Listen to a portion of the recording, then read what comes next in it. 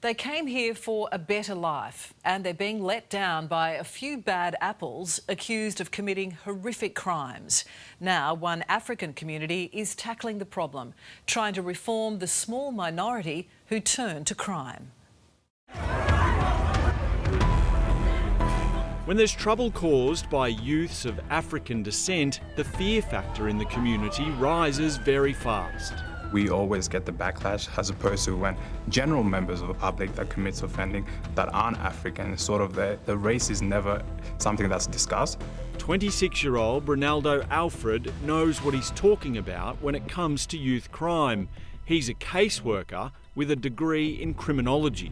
The trajectory between disengagement from education and incarceration is quite evident. Ronaldo doesn't just talk the talk when it comes to youth crime, he also walks the walk. Once a week, he comes here to these youth detention centres, speaking to juvenile criminals in the hope he can help turn their lives around.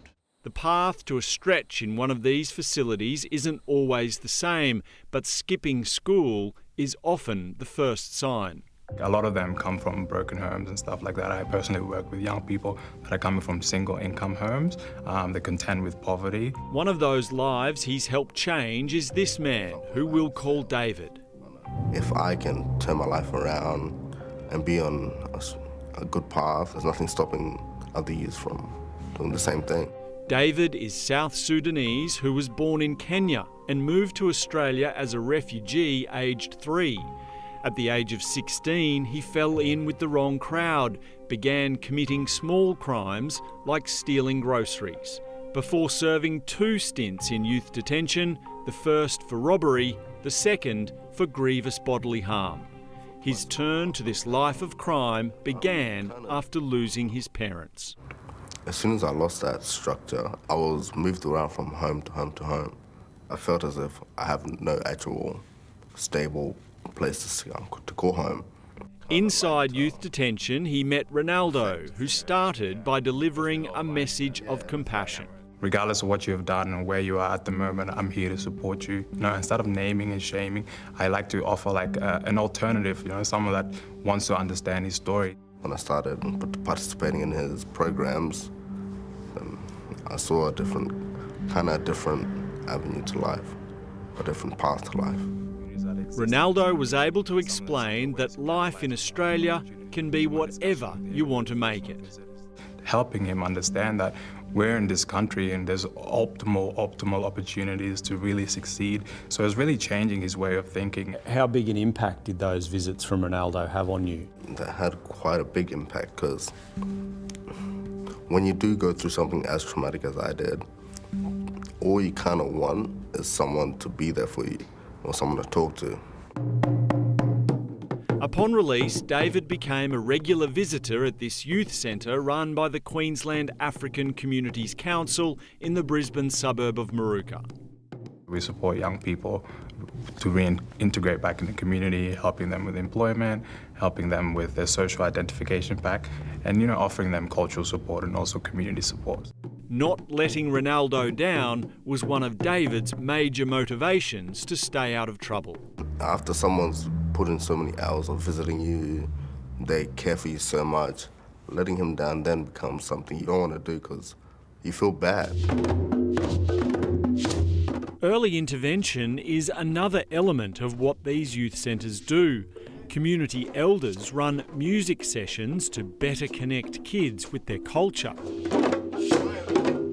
They also run a homework club after school to help students focus on their studies.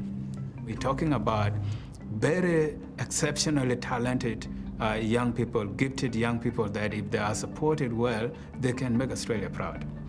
Benny Boll is president of the Queensland African Communities Council. He was awarded an Order of Australia medal after more than a decade spent helping youth avoid a life of crime. His world was upended last month when an African youth was charged with the alleged murder of grandmother Vilene White at a Redbank Plains shopping centre. What sort of impact does a crime like that have on you? I take it very personal. It's heartbreaking for me because their families did not come to Australia as tourists. They came here for a better future. In the days following Vylene's death, her devastated husband Victor and daughter Cindy visited Benny's African Youth Centre in Red Bank Plains. We just all need to work together for a solution for each other. Benny Bol says most of the African youth who become involved in crime were either born here or arrived at such a young age they don't appreciate how hard their parents fought for a new life. They're not typical Australian, and they're not like African or other cultures. They tend to try to find their own identity, and that identity turned out to be a wrong identity. People like David see these youth centres as an important part of steering youth away from crime. Yeah, if I can find a place of belonging here, I don't need to go outside to find that with my friends and get up to doing those criminal activities. Benny Bol operates 3 of these youth centres across Brisbane, but says he's hamstrung after his federal government funding was not renewed. It shouldn't be about politics, to be honest. We're talking about the lives of people. We're talking about the future generations. He has funding from the Queensland government for 2 caseworkers like Ronaldo, but only for 12 months. He says he needs 10 Ronaldos to really make a difference.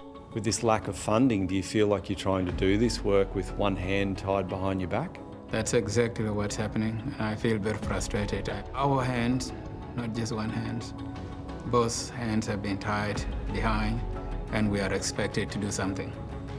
And we are expected to address the problems. It really is such important work that they're doing, and these groups clearly need more funding to keep turning those kids' lives around, and hopefully the government can see that.